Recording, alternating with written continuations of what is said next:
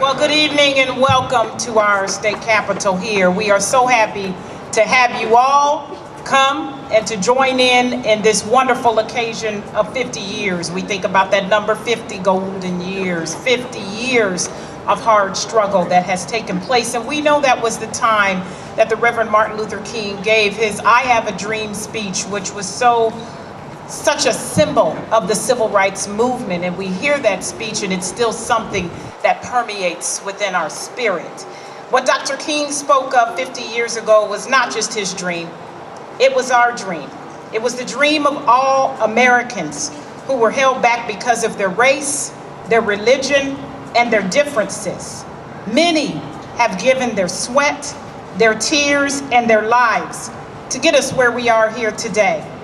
And I know we've come a long way in half the century since that infamous speech was made. From abolition to the Civil Rights Act, we have persevered. From Montgomery to Washington, we have stood strong. And from Dred Scott to President Barack Obama, we have risen up. But even as we stand here, led by the first African-American president in history, we must keep working towards that dream. There are people in this country and in this state who want to see voices stifled.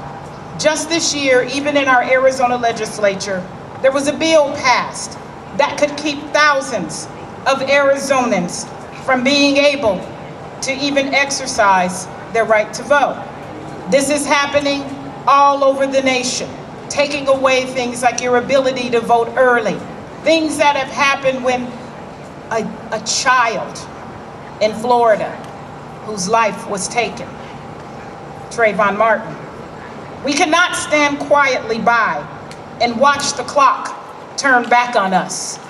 We must be heard, and we must hold strong by being leaders in our communities and by electing those individuals who will represent our priorities. This is a serious time, and though it may be a spirit of celebrating, it's a true spirit of reflection and action, because we have ever still so far to go.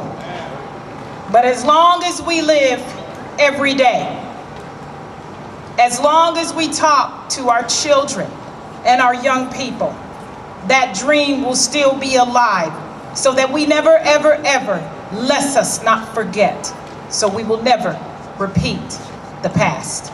Thank you.